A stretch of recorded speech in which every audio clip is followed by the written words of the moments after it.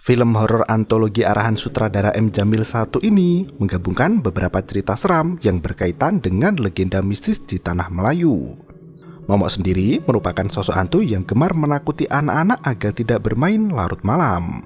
Kisah berpusat pada kehidupan pemuda bernama Adlin yang pulang ke kampung halaman setelah 6 tahun bekerja di perantauan. Kebanyakan masyarakat di desa masih kental tahayul dan cerita legenda. Hingga kini, mitos yang pernah ada sejak kecil pun masih lestari. Dan berikut ceritanya. Malam itu, nenek membacakan syair pantun tentang momok yang dipercaya sebagai entitas tak kasat mata penghuni kegelapan bumi. Nenek memang sering menceritakan dongeng legenda tentang hantu momok yang tinggal di tepi danau. Anak-anak di kampung tampak riang duduk mengitari nenek yang gemar bercerita. Sembari mendengarkan kisah hantu, mereka bersendau gurau bersama dan mengambil nasihat baik dari petuah neneknya. Puluhan tahun kemudian, tempat yang biasa digunakan nenek bercerita sudah menjadi kuburan warga. Nenek yang sudah meninggal pun dimakamkan di tempat itu juga. Adlin tampak menaiki mobil angkutan bersama untuk menuju ke kampungnya yang terpencil. Angkutan yang ada tidak sebanyak di kota dan Adlin harus berbagi kursi dengan penumpang lainnya. Saat memasuki area perkampungan, Adlin melihat beberapa warga memandu keranda mayat. Ia sempat berpikir melihat ada orang mati di kampungnya itu. Saat kembali duduk dengan tenang, tiba-tiba semua penumpang berubah menjadi sosok hantu mengerikan. Adlin kembali tersadar setelah berteriak ketakutan di mana penumpang itu masih berwujud manusia biasa. Sesampainya di terminal dekat pasar, Adlin sempat bertemu dengan Pak Ajis, tetangga yang membuka kedai di kampungnya. Kala itu, Pak Ajis baru usai berbelanja dan mengajak Adlin untuk pulang bersamanya. Mereka berboncengan naik sepeda motor sembari membicarakan kondisi warga desa. Adlin pun bertanya siapa yang baru saja meninggal dunia karena di ujung kampung tadi ia melihat warga menandu keranda. Pak Ajis tak tahu menau terkait kabar duka hari itu karena warga desa tak ada yang meninggal dunia. Sesampainya di depan rumah Adlin, Pak Ajis meminta pemuda itu untuk berkunjung nanti malam ke warung mie calongnya di rumah. Adlin justru terkejut melihat plastik belanjaan Pak Ajis yang penuh dengan dupa dan kemenyan. Pak Ajis berkata jika di rumahnya banyak nyamuk dan asap dupa itu bisa mengusir para nyamuk yang mengganggu. Sebelum pergi, Pak Ajis mengingatkan Adlin untuk datang ke kedai mie calongnya setelah sholat isya. Malam harinya, Adlin sudah siap untuk pergi ke masjid dan sholat berjamaah di sana. Dari balik jendela, tampak sosok hantu yang menatapnya dengan penuh kerinduan. Melihat arwah ayahnya, Adlin langsung menangis dan memanggil sang ayah berulang kali berharap bisa bertemu kembali. Sayangnya, bayangan itu menghilang tanpa meninggalkan jejak. Maton menghampiri putra sulungnya yang berteriak histeris di depan rumah sembari menanyakan apa yang terjadi. Adlin menjelaskan jika ia baru saja melihat arwah ayahnya di depan teras rumah. Maton menenangkan putranya sembari berkata jika sudah lama sang ayah meninggal dunia. Adlin teringat kejadian siang tadi saat bertemu Pak Ajis dan diantar pulang sampai depan rumah. Maton terkejut mendengar hal itu dan bertanya apakah Pak Ajis baik-baik saja. Adlin sama sekali tak percaya dengan kabar itu karena ia sendiri melihat Pak Ajis berbelanja di pasar bahkan mengantarnya pulang. Pak Ajis juga tampak sehat walafiat tanpa kekurangan suatu apapun. Adlin mulai berpikir jika ibunya itu salah menerima informasi. Makton menuturkan jika ia sendiri mendengar dari para tetangga yang menyaksikan sendiri bagaimana kondisi Pak Ajis waktu itu. Ia menuturkan jika memang Pak Ajis sudah sehat maka mereka patut mensyukurinya. Makton menceritakan desas-desus yang ramai diperbincangkan warga terkait kesehatan jiwa Pak Ajis yang sempat terguncang setelah istrinya meninggal dunia. Adlin meminta ibunya untuk tidak mendengarkan kata-kata warga apalagi membicarakan penyakit orang lain. Adlin juga meragukan kematian Mak Timah, istri Pak Ajis.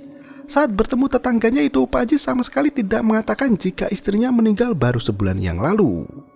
Karena Adlin hendak mampir ke kedai mie calong Pak Ajis setelah isya, Makton meminta putranya untuk menanyakan sendiri terkait kondisi Mak Timah. Sebelum Adlin pergi, ia menitipkan Makton pada kedua adik perempuannya. Makton berpesan jika Adlin hendak pergi ke warung Pak Ajis, jangan lupa ajak teman agar tidak sendirian di malam yang sunyi. Adlin justru berkata jika dirinya tak takut apapun juga karena semua makhluk di desa mengenal baik siapa dirinya, entah itu harimau hingga momok. Adlin pun bergegas pergi ke masjid dan menjalankan sholat isya berjamaah. Selesai sholat, ia berbincang dengan teman sekampung bernama Kadir. Kala itu, Kadir bekerja di dekat Johor Bahru dan bertunangan dengan Surati, anak Haji Markom. Kadir mengeluhkan pekerjaannya yang sangat berat hingga tak bisa pulang dalam waktu beberapa tahun. Ia pun berusaha keras mengais rezeki agar bisa menikahi Surati di akhir tahun nanti. Sementara itu, Adlin masih belum punya kekasih hati dan tidak mau memikirkan soal pernikahan dulu. Tak berselang lama, Syam muncul dengan langkah tenggilnya ke masjid. Tampaknya pria gemula itu hendak menonton sepak bola Chelsea bersama teman kampung yang lain.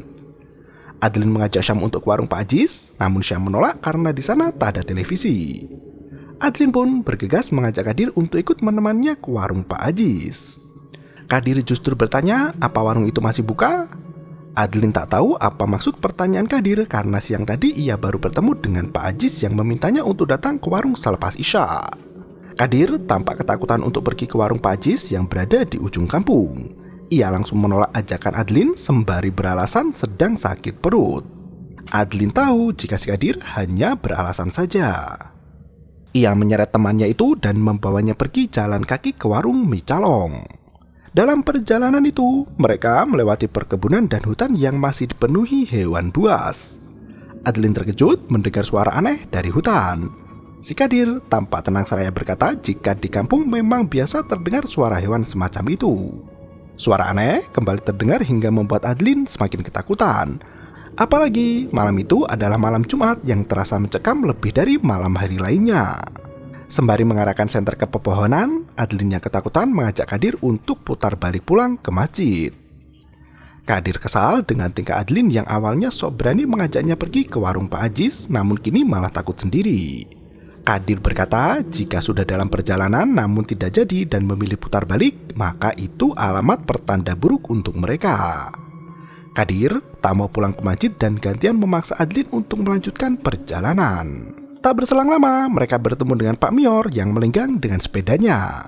Ternyata Pak Mior yang bekerja sebagai tukang sunat itu baru saja mengunjungi rumah Haji Deraman karena anaknya hendak disunat esok hari. Melihat Kadir dan Adlin berdua jalan malam-malam, Pak Mior pun menanyakan tujuan mereka pergi. Kadir berkata hendak mengunjungi warung Pak Ajis yang terletak di ujung desa. Pak Mior terlihat bingung seraya berkata jika warung Pak Ajis sudah lama tutup semenjak Timah meninggal. Pria itu pun bergegas pergi pulang ke rumah karena malam semakin larut. Adlin bertanya-tanya kapan Mak Cik Timah meninggal dunia, apalagi siang tadi Pak Ajis tidak bercerita perihal istrinya. Kadir sendiri pun tak tahu kapan Mak Timah meninggal. Adlin teringat perkataan ibunya Mak Ton yang bercerita jika Mak Timah baru meninggal 1 bulan lalu. Mereka kembali melanjutkan perjalanan untuk sekalian menanyakan kabar Mak Timah pada Pak Ajis. Setelah berjalan beberapa lama, mereka kembali terhenti karena melihat ada sesuatu di bawah pohon besar dengan bau busuk yang menyengat hidung. Adlin mengarahkan senternya ke penampakan itu dan berkata jika ada kerbau bertengger di pohon besar. Kadir melongok ke arah yang sama, ternyata itu bukan si kerbau, melainkan si Sohor 3 suku yang sedang buang hajat. Karena wajahnya disorot cahaya, Sohor langsung marah dan mengejar mereka berdua. Pria yang keterbelakangan mental itu belum tuntas buang air besar dan berlari dengan menenteng sarungnya. Kadir dan Adlin kabur menyelamatkan diri hingga sampai di gerdu keamanan desa. Sembari beristirahat, Kadir menuturkan jika ia mencium bau buah durian yang sangat segar. Ia mengira di dalam gardu ada buah durian yang bisa dimakan bersama Adlin. Mereka mengendap ke arah depan dan bersiap menengoknya. Ternyata bukan buah durian yang disimpan di sana, melainkan tiran atau keranda mayat. Bukan durian nih. Ini durian. Mereka lari kalang kabut hampir tertabrak sepeda yang melintas kencang. Ternyata pengendara sepeda itu adalah Sidik, adik si Surati, tunangan Kadir. Adlin yang hampir tertabrak itu menegur Sidik yang bersepeda malam-malam tanpa membawa penerangan apapun juga. Sidik menuturkan baru saja pulang mengaji dan buru-buru pulang ke rumah. Kadir memberikan senternya pada Sidik dan menasihati untuk lebih berhati-hati saat sepeda malam. Sembari meminta maaf, calon adik ipar Kadir itu melenggang pergi. Adlin dan Kadir kembali berjalan hingga akhirnya sampai juga di kedai Pak Ajis. Suasana jalan depan rumah Pak Ajis tampak gelap di mana warung itu sepi tanpa pengunjung. Pak Ajis pun tak kelihatan pergi ke masjid hingga membuat Adlin berpikir yang tidak-tidak. Mereka takut jika ada kondisi yang gawat di mana Pak Ajis atau Mak Timah jatuh sakit. Kadir mengajak Adlin untuk langsung ke warung untuk memeriksa keadaan.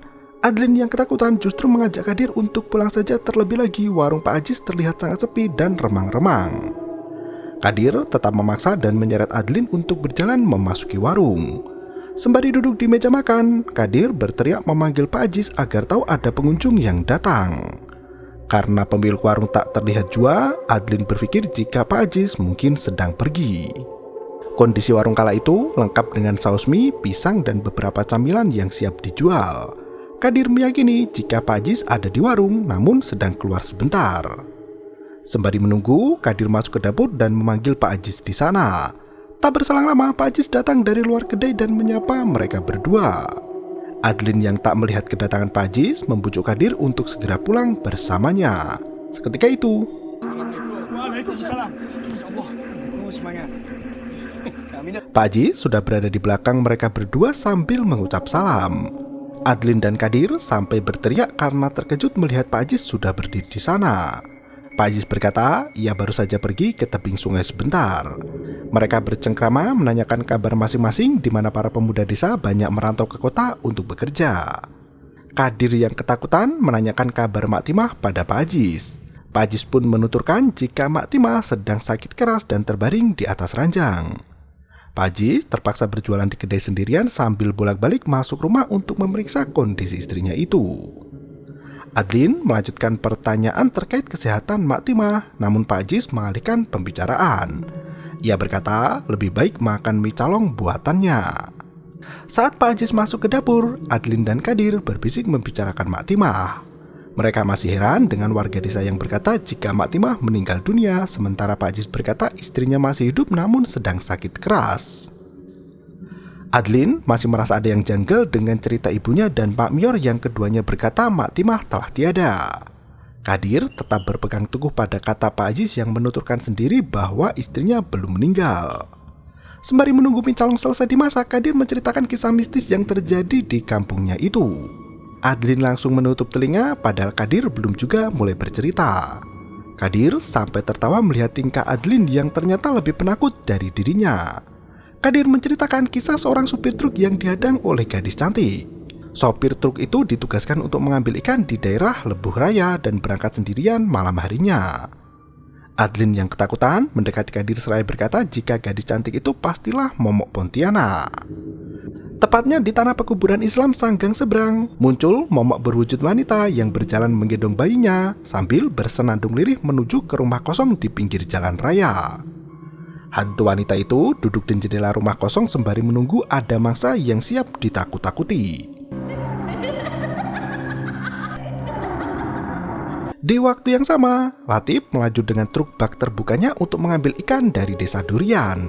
Ia sibuk bergurau dengan temannya di telepon membicarakan Momok yang sering berkeliaran menghadang jalan.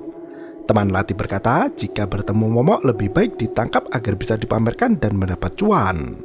Setelah selesai berbincang di telepon, Latif kembali mengemudi sembari bersenandung riang menatap foto wanita idola di depan kaca. Ponselnya kembali berdering dari nomor salah sambung yang mencari pria bernama Abdullah. Latif sampai emosi mendapat telepon aneh malam itu hingga seekor burung menabrak kaca depan truk. Latif yang terkejut membelokkan stang kemudi hingga masuk ke jalan desa di antah berantah. Latif banyak melihat mobil jenazah dan ambulan terparkir dan tidak beroperasi di sana. Melihat kumpulan burung di atas jembatan, ia menghentikan truknya dan berpikir apakah ia yang menabrak burung itu atau burung yang menabrak laju kendaraannya. Setelah minum dan beristirahat sejenak, Latif melanjutkan perjalanan hingga melihat sosok wanita cantik menggendong bayi di tepi jalan sendirian. Melihat kecantikannya, Latif berpikir jika wanita itu bukan hantu, melainkan orang Indon. Setelah mengucapkan bismillah, ia menghentikan truk tepat di depan si wanita cantik. Wanita itu langsung menghampiri untuk menumpang kendaraannya. Latif menuturkan jika ia tersesat di jalan dan meminta bantuan si wanita untuk menunjukkan jalan keluar dari kampung terpencil itu. Saat mereka melenggang pergi, ternyata dalam perjalanan itu Latif berkenalan dengan wanita cantik yang dikira orang Indonesia. Ternyata wanita itu bernama Maya dan asli dari Melayu. Melihat bayi di tangan Maya, Latif melongo hingga anak itu menangis kelelahan. Latif menduga jika si Maya hendak membuang bayi malang itu karena keluar sendirian malam-malam di jalanan sepi tengah hutan. Mendengar tuduhan itu, Maya pun marah hingga matanya menyala merah. Latif meminta maaf pada Maya jika tuduhan itu salah. Ia merasa prihatin dengan kondisi zaman sekarang yang banyak anak dibuang oleh orang tuanya sendiri. Latif sampai berkata jika orang tua semacam itu jauh lebih jahat dari hantu. Setelah berbincang, ia kembali menanyakan jalan sekaligus kemana tujuan Maya pergi. Setelah dipandu melalui jalan kampung nan berkelok, mereka sampai juga di tempat tujuan Maya. Latif menghentikan truknya tepat di badan jalan depan pemakaman umum. Ia mengira jika ayah atau suami Maya sedang bekerja sebagai tukang gali kubur di sana. Maya tiba-tiba turun dari truk dan meninggalkan bayinya di dalam. Ia melangkah masuk ke kawasan pekuburan seolah sangat marah dengan perkataan pria itu. Latif pun terpaksa mengikuti wanita itu apalagi bayinya masih berada di dalam truk. Latif pun kembali meminta maaf jika ada perkataan yang menusuk hati. Maya justru berkata jika ia jarang menemukan pria pemberani seperti Latif. Saat Latif melenggang hendak pergi, sosok Maya berubah menjadi hantu Pontianak mengerikan. Seketika itu,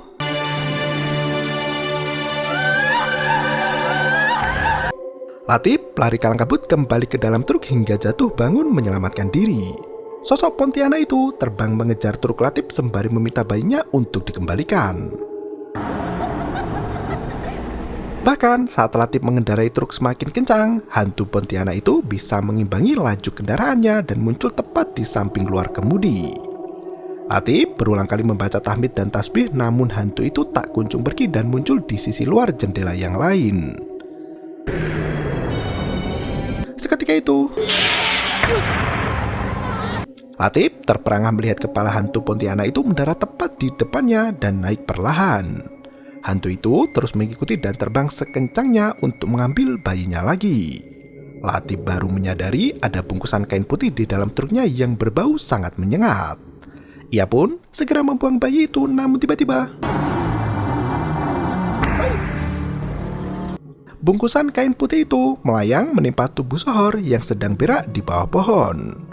Sohor membuka bungkusan kain putih itu yang berisi batu nisan dan menggendongnya seperti memeluk bayi sambil menimang. Saat hendak pergi, Sohor tak sengaja menabrak tubuh sang ibu dari bayi dan ngajir ketakutan. Adegan kembali ke warung Pak Ajis, di mana Adlin sempat mempertanyakan kebenaran dari cerita Kadir itu. Kadir menyampaikan jika cerita itu datang dari mulut ke mulut, di mana Sohor sendiri yang menemukan bayinya. Entah kebenaran seperti apa, namun yang dipercaya orang memang seperti itu. Pak Ajis menyajikan 2 teh tarik untuk Adlin dan Kadir, sementara mie calongnya belum juga matang. Apalagi Adlin meminta tambah bakso yang lupa ketinggalan dalam rumah. Pak Ajis berkata hendak menelpon Timah untuk membawakan bakso ke warung. Mendengar 2 pemuda desa asik bercerita tentang Pontianak, Pak Ajis memperingatkan jika malam itu malam Jumat. Ia berganti membagikan cerita lain yang tak kalah seru dari hantu Pontianak. Sebelum Ajis bercerita, Adlin menghentikan pembicaraan karena ia hendak buang air kecil. Di waktu yang sama, Noni Swari baru pulang dari pabrik dan naik angkutan umum sendirian. Ia sampai ketiduran di dalam mobil dan turun dari angkutan yang tak ada supirnya. Noni Swari yang ketakutan berlari melewati kedai Pak Ajis hingga memergoki Adlin yang sibuk kencing di balik pepohonan. Adlin ikut lari ketakutan karena melihat Noni Swari yang dikira hantu. Pak Ajis menegaskan jika itu hanyalah Noni Swari, anak Maniam, sang sopir truk yang tinggal di ujung kampung. Seketika itu, Noni yang baru sampai di kedai Pak Ajis melihat penampakan hantu dan lari menjauhi mereka.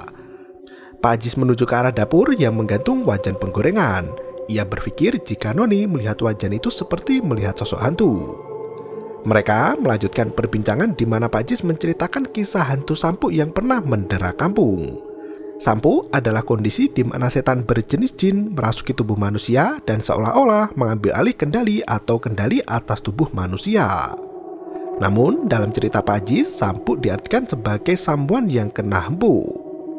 Hantu wanita yang penuh luka lebam itu keluar dari rumah kosong yang sudah lama tidak dihuni manusia. Hantu Sampu itu melompat, bertengger di pohon dan merangkak sembari tertawa cekikikan tak seperti hantu Pontianak pada umumnya. Malam itu, Leha mengendarai motor sendirian untuk pulang ke rumah setelah berlatih titer seharian. Ia heran melihat ada pemotor lain yang berkendara, sementara tubuhnya terlentang di atas jok sepeda motor. Leha yang tak memperhatikan jalan, tiba-tiba terhenti setelah melihat penampakan hantu Sampuk di jalan. Hantu itu berwujud seorang pria dengan penuh luka di sekujur badan. Tak berselang lama, hantu itu pun menghilang dan Leha melanjutkan perjalanan. Tanpa sadar, hantu Sampu yang asli ikut membonceng di belakang motor Leha hingga sampai di rumahnya. Hantu Sampu itu terduduk riang di depan teras menunggu waktu yang tepat untuk merasuki mangsanya. Saat Leha memasuki rumah, ibu dan adik sudah menunggu di ruang tamu sambil bercengkrama seperti biasa. Leha tampak sangat aneh malam itu dan langsung marah-marah. Hantu Sampuk itu sudah merasuki Leha dan berkata jika pengendara jalan tidak pernah permisi dan berkendara dengan sesuka hati mereka sendiri. Melihat tingkah putrinya, Mak Bunga mengira si Leha masih bermain peran saat ia latihan titer. Leha berteriak kencang pada ibunya dan memanggil nama saja. Mak Bunga sampai terkejut mendengar putri tercinta memanggil namanya.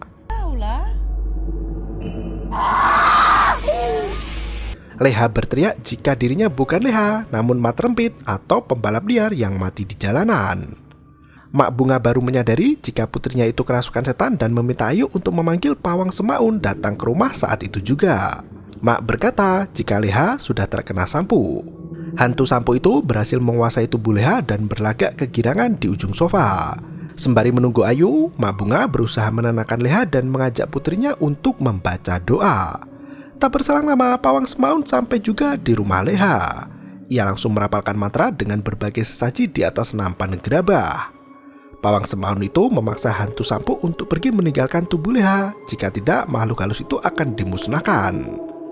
Sosok hantu Sampu itu terus melenggak-lenggok di belakang tubuh Leha untuk mengendalikan pikiran mereka.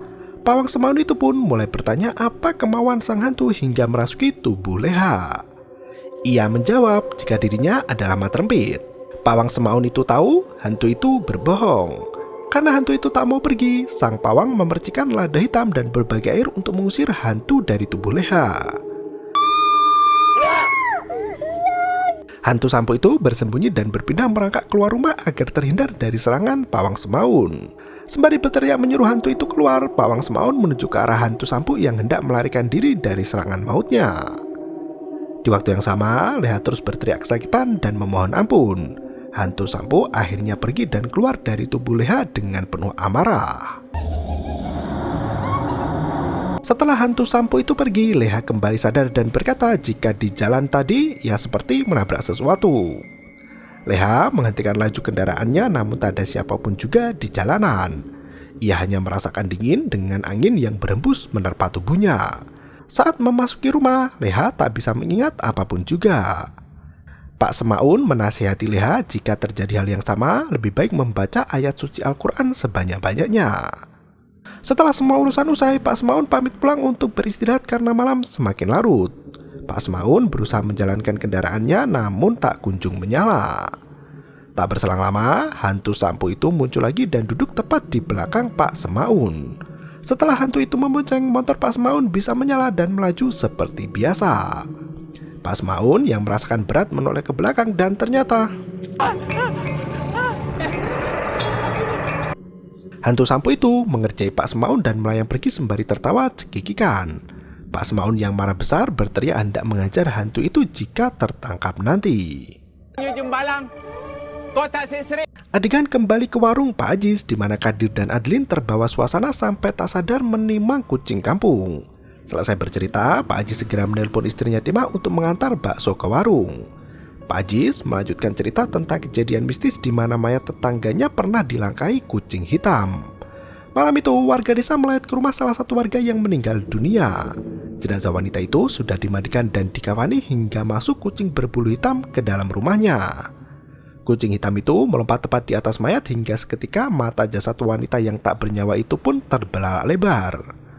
Cuaca yang semula cerah berubah mendung dan penuh dengan gelagar petir yang menyambar. Beberapa kali lampu di rumah itu padam hingga tiba-tiba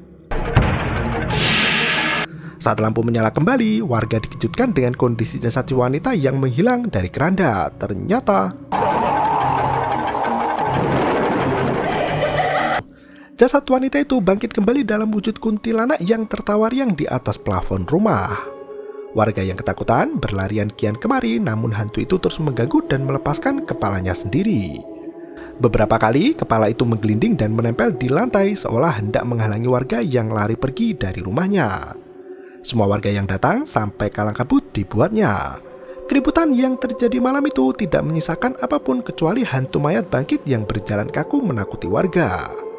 Saat hantu itu hendak mengejar orang, tiba-tiba petir menyambar kepalanya sampai gosong seperti kucing hitam. Seketika itu, mayat kembali ke wujud semula dan dibantu warga untuk segera dimakamkan. Adlin terkekeh mendengar cerita kepercayaan orang Melayu yang menurutnya tak masuk akal. Pak Jis menuturkan jika cerita itu sudah ada sejak dari para leluhur hingga turun-temurun. Adlin melanjutkan pembicaraan dengan tema hantu pocong. Sebagai pemuda desa yang skeptis, Adlin mempertanyakan asal-usul dan wujud asli dari hantu pocong itu. Pak Jis pun melanjutkan bercerita tentang hantu pocong yang banyak ditakuti warga. Malam itu, hantu pocong melompat di kuburan mencari mangsa yang bisa ditakut-takutinya. Pocong itu masuk ke dalam rumah warga dan kala itu, Rani dan Ekin di rumah berdua menunggu Makot pulang kenduri. Mendengar ada orang mengetuk pintu di depan rumah, Rani membukakan pintu namun tak ada siapapun di sana. Saat hendak kembali ke kamar, ia melihat ada bayangan di luar jendela. Rani membuka kaca jendela itu yang ternyata seonggok pocong berdiri tepat di depannya. Gadis itu lari ketakutan masuk kamar dan sembunyi di balik selimut. Tiba-tiba Ekin yang baru saja usai dari kamar kecil mencari keberadaan kakak dan ibunya namun tak ada siapapun di rumah. Ia tak menyadari sosok pocong mengintai di bawah tangga. Seketika itu Ekin yang pingsan berubah menjadi hantu bunian dan menyerang balik si pocong baru lahir. Melihat Ekin berubah menjadi hantu bunian, pocong nyubi itu langsung loncat keluar rumah mereka. Mendengar ada keributan di rumah tetangga, Pak Cu membuka jendela untuk memeriksa. Tak disangka, sosok pocong yang melarikan diri itu terlihat dari jendela rumah Pak Cu. Sebagai praktisi Tionghoa, Pak Cu langsung membawa kertas mantra untuk menyerang pocong itu. Bukannya takut, hantu pocong itu justru balik menyerang dengan mata putih yang menyala. Melihat Pak Cu ketakutan, hantu pocong tertawa bahagia sembari melompat kian kemari bergembira. Hingga tiba-tiba Adlin dan Kadir tertawa terbahak-bahak mendengar akhir cerita pocong yang kepalanya terbentur pohon. Pak Ajis yang lelah bercerita pun meminta Kadir untuk ganti bercerita terkait hantu lainnya. Kadir berkata jika orang bunian adalah bapaknya dari segala kuman. Di suatu hari, Jeffrey bersama dua orang temannya, Sup dan Dek, tengah asik memancing di sungai dekat kampung. Karena Dek tak kunjung mendapatkan ikan, Jeffrey yang bosan menunggu memilih untuk berenang di air sungai yang keruh. Tak lama berselang, Jeffrey naik ke tepian, namun suasana sungai jauh berbeda dari sebelumnya. Ia juga tak melihat Sup dan Dek ada di sana. Jeffrey justru melihat rombongan anak kecil hendak mengaji lengkap dengan pakaian sembayang serba putih. Setelah rombongan anak kecil itu melintas, Jeffrey dikejutkan oleh gadis rupawan yang berdiri tepat di sampingnya. Gadis itu berkata, Jeffrey berada di kampungnya yang bernama Kampung Sebatang. Jeffrey memperkenalkan diri dari Kampung Buntut Pulau. Gadis bernama Mawar itu berkata jika kampung Jeffrey terletak di sebelah kampungnya. Kemungkinan Jeffrey kelelahan berenang dan hanyut sampai kampungnya. Mawar mengajak Jeffrey untuk berkunjung ke rumahnya dan bertemu ayah bunda. Di waktu yang sama, Dek dan Sup mencari keberadaan Jeffrey namun tak ketemu juga. Mereka sampai lelah mencari Jeffrey di tepian sungai. Jeffrey kala itu berkunjung ke rumah Mawar yang disambut hangat oleh ayah bundanya. Jeffrey diberi pakaian ganti serba mewah dan glamor. Ayah Mawar bercerita jika ayah Jeffrey bersahabat dekat dengan dirinya. Ayah Jeffrey sering pergi ke kampungnya dan mereka sangat berkawan baik. Mereka bahkan berjanji untuk menjodohkan Mawar dengan Jeffrey ketika anak-anak itu telah dewasa. Jeffrey kebingungan dengan apa yang terjadi. Ia meminta untuk diantar pulang ke rumahnya.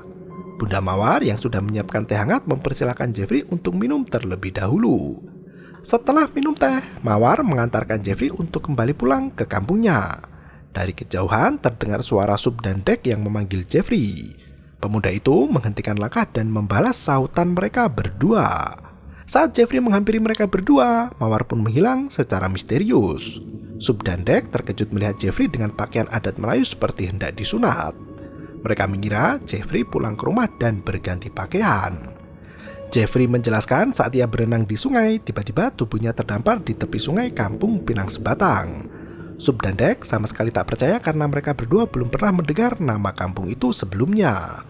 Untuk membuktikan, Jeffrey mengajak Subdandek untuk berkenalan dengan Mawar. Tanpa ia sadari, sosok Mawar telah menghilang sejak ia menghampiri temannya. Saking bingungnya, Jeffrey mulai linglung dan jadi gila. Kadir menghentikan cerita seiring longlongan anjing yang terdengar nyaring dari kedai Pak Ajis. Adeline sampai bertanya-tanya siapa yang memelihara anjing di kampung mereka itu. Pak Ajis berkata jika di kampung banyak orang memelihara anjing untuk berburu hewan buas di hutan.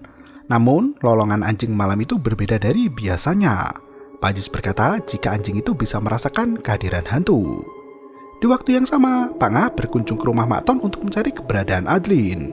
Mak Ton berkata jika putranya sedang pergi ke kedai Pak Ajis namun belum juga sedari isya tadi.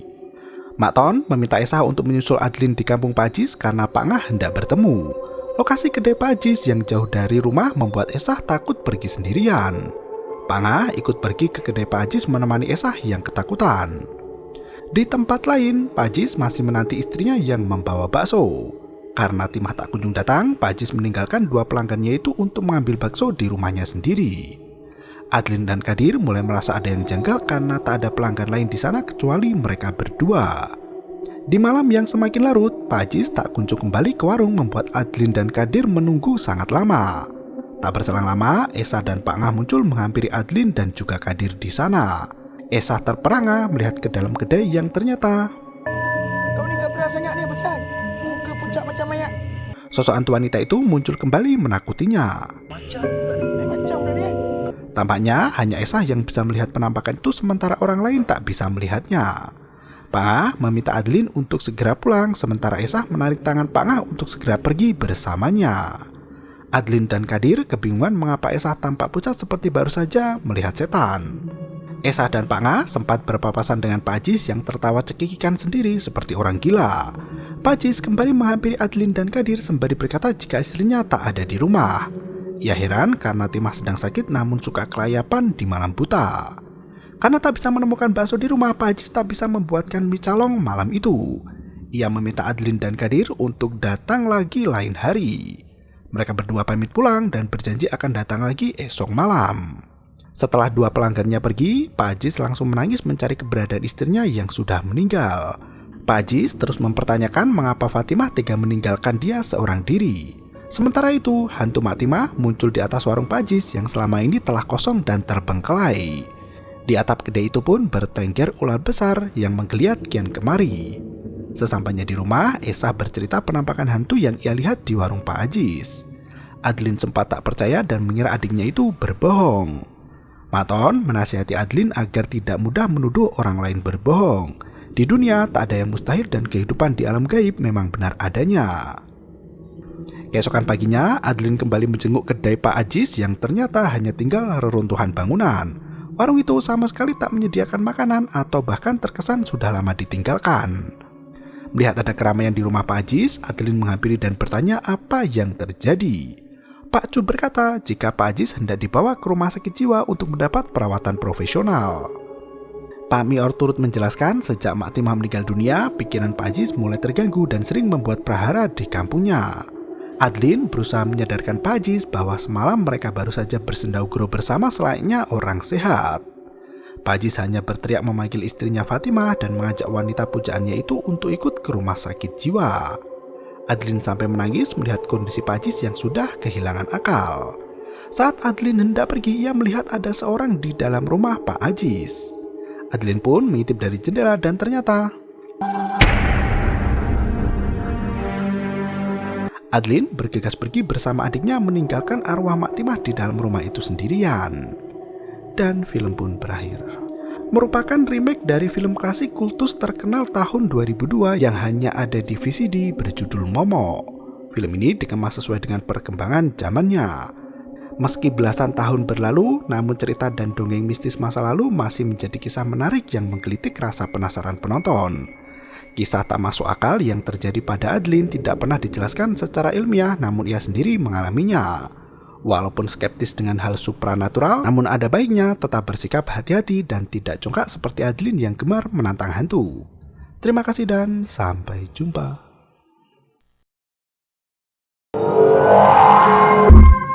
Yo, bermau itu ketarep.